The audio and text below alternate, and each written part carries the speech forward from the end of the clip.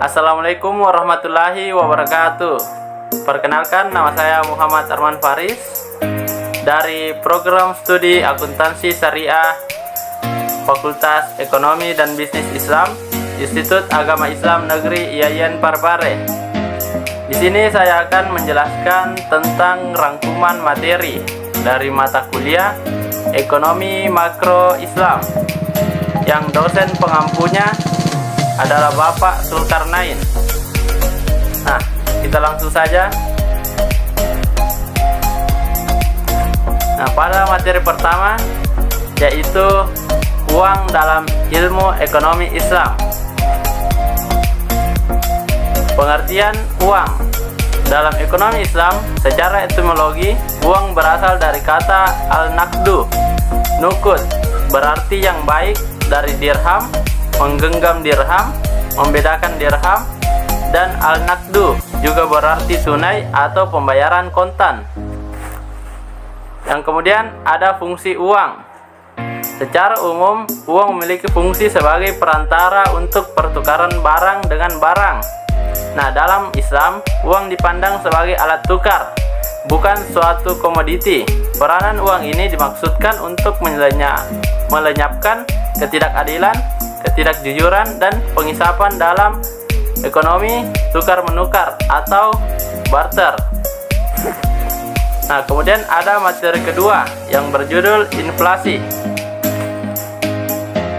Nah, yang pertama yaitu pengertian inflasi.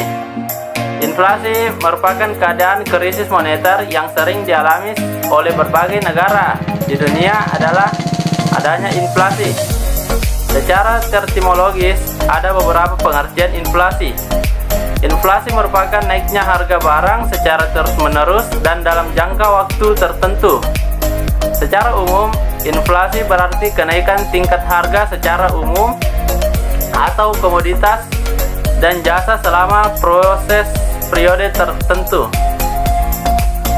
Kemudian ada inflasi dari perspektif ekonomi Islam. Nah, dalam sistem ekonomi Islam, inflasi bukanlah merupakan permasalahan utama dalam perekonomian. Karena dalam ekonomi Islam, mata uang yang digunakan stabil, yaitu dengan menggunakan uang dirham atau dinar, yaitu emas atau perak. Nah, kemudian menurut ekonomi Islam, inflasi dapat menimbulkan efek negatif bagi perekonomian suatu negara karena dapat menyebabkan terganggunya fungsi uang, melemahkan semangat masyarakat untuk menabung, meningkatkan kecenderungan untuk belanja non-primer, serta inflasi tersebut mengarahkan kepada investasi yang bersifat tidak produktif. Kemudian ada materi ketiga, yaitu kebijakan dalam menanggulangi inflasi.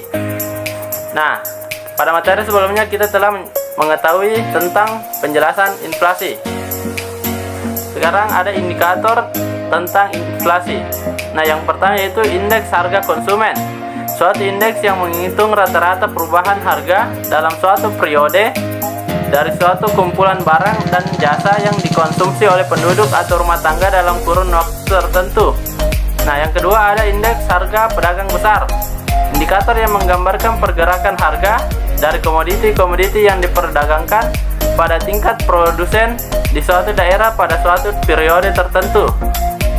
Nah, kemudian ada indikator produk domestik bruto, indikator yang menggambarkan pengukuran level harga barang akhir dan jasa yang diproduksi di dalam suatu ekonomi atau dalam suatu negeri. Kemudian ada penanggulangan inflasi. Yang pertama yaitu kebijakan moneter. Kebijakan moneter adalah sebuah kebijakan yang dikeluarkan oleh bank sentral dalam bentuk pengaturan persediaan uang untuk mencapai tujuan tertentu. Kemudian ada kebijakan fiskal. Kebijakan fiskal merupakan kebijakan ekonomi yang berkaitan dengan penerimaan pemerintah. Bentuk penerimaan ini adalah pajak bersih yang diperoleh dari sektor rumah tangga. Kemudian ada kebijakan non-moneter dan non-fiskal. Kebijakan non-moneter dan non-fiskal artinya dilakukan dengan tidak mempengaruhi jumlah uang yang beredar maupun pendapatan dan pengeluaran negara. Bentuk kebijakan tersebut yaitu peningkatan produksi dan jumlah barang di pasaran. Yang keempat ada materi tentang kebijakan moneter Islam. Nah, pengertian kebijakan moneter Islam yaitu upaya mengendalikan atau mengarahkan perekonomian makro ke kondisi yang diinginkan atau yang lebih baik dengan mengatur jumlah uang yang beredar. Kemudian ada instrumen kebijakan moneter Islam. Yang pertama, reserve ratio, yaitu persentase tertentu dari simpanan bank yang harus dipegang oleh bank sentral. Kemudian ada moral suasion. Bank sentral dapat membujuk bank-bank untuk meningkatkan permintaan kredit sebagai tanggung jawab mereka ketika ekonomi berada dalam keadaan depresi. Nah, yang ketiga ada lending ratio. Dalam ekonomi Islam tiada istilah lending atau menjangka. Lending ratio dalam hal ini berarti qardul hasan atau pinjaman kebaikan. Nah, yang keempat yaitu refinance ratio, sejumlah proporsi dari pinjaman bebas bunga. Yang kelima yaitu profit sharing rasio, bagi keuntungan harus ditentukan sebelum memulai suatu bisnis. Yang keempat yaitu Islamic sukuk, obligasi pemerintah di mana ketika terjadi inflasi pemerintah dapat mengeluarkan sukuk lebih banyak sehingga orang akan mengalir ke bank-bank sentral dan jumlah uang yang beredar akan tereduksi.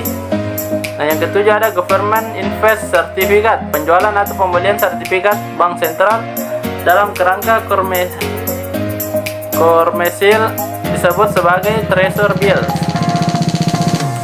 Yang kelima ada materi keuangan publik Islam. Konsep keuangan publik Islam. Keuangan publik Islam merupakan sebuah kaidah dan prinsip yang mengatur keuangan publik untuk kepentingan masyarakat yang tujuan dasarnya adalah untuk mencapai falah dan dengan fungsi agar pelaksanaan anggaran keuangan sesuai dengan apa yang telah direncanakan. Kemudian ada instrumen dalam pembiayaan publik.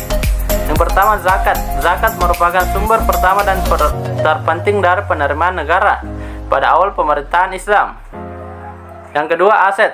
Negara Islam memiliki sumber pendanaan negara dalam bentuk barang, yaitu ganimar dan fai. Yang ketiga yaitu kharaj atau biasa disebut dengan pajak tanah yang dikenakan ke atas orang bukan Islam. Yang keempat itu jizyah, pajak yang dikenakan terhadap non-muslim yang hidup di naungan pemerintah Islam sebagai tanda tunduknya mereka kepada Islam. Yang keempat ada wakaf. Dalam hukum Islam, wakaf berarti menyerahkan suatu hak milik yang tahan lama azatnya kepada seseorang yang nazir atau penjaga wakaf, baik berupa barang, perorangan maupun lembaga dengan syariat Islam. Kemudian ada materi keenam yaitu sumber-sumber pengeluaran negara dalam Islam. Nah, pengertian pengeluaran negara. Pengeluaran negara dalam arti real dapat dipakai sebagai indikator besarnya kegiatan negara yang dibiayai oleh pengeluaran negara itu. Semakin besar dan banyak kegiatan negara, semakin besar pula pengeluaran negara yang bersangkutan.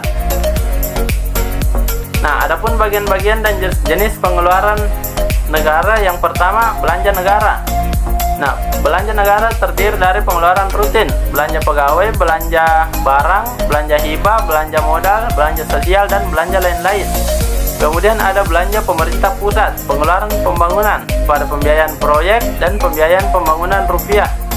Nah, yang ketiga itu pengeluaran pembiayaan, yaitu pengeluaran obligasi pemerintah, pembayaran pokok pinjaman ke luar negeri, atau pembayaran lain-lain. Nah, adapun materi terakhir yaitu peran zakat dalam menanggulangi kemiskinan. Nah, pengertian zakat. Zakat ditinjau dari segi bahasa lughatan mempunyai beberapa arti yaitu keberkahan, al-barakat, dan pertumbuhan dan perkembangan al-nama, kesucian, at-taharat, membersihkan dan mensucikan. Kemudian ada menurut istilah atau syariah, zakat adalah bagian dari harta Allah Subhanahu wa taala, mewajibkan kepada pemiliknya untuk diserahkan kepada yang berhak untuk menerimanya dengan persyaratan tertentu. Kemudian ada macam-macam penyaluran zakat. Yang pertama dengan bantuan kesehatan, memberikan pelayanan kesehatan gratis kepada masyarakat. Yang kedua, bantuan kemanusiaan, memberikan pelayanan yang dapat membantu masyarakat yang terkena bencana alam. Yang ketiga, bantuan pendidikan, memberikan pelayanan pendidikan gratis kepada pelajar yang kurang mampu. Yang keempat, bantuan ekonomi, memberikan bantuan sebagai bentuk mengembangkan ekonomi masyarakat miskin. Yang kelima, masyarakat mandiri, memberikan bantuan dalam meningkatkan kualitas SDA. Ya, mungkin itu saja penjelasan dari saya tentang rangkuman materi ekonomi makro Islam. Adapun kekurangannya mohon dimaafkan. Wabillahi taufiq wal hidayah. Assalamualaikum warahmatullahi wabarakatuh.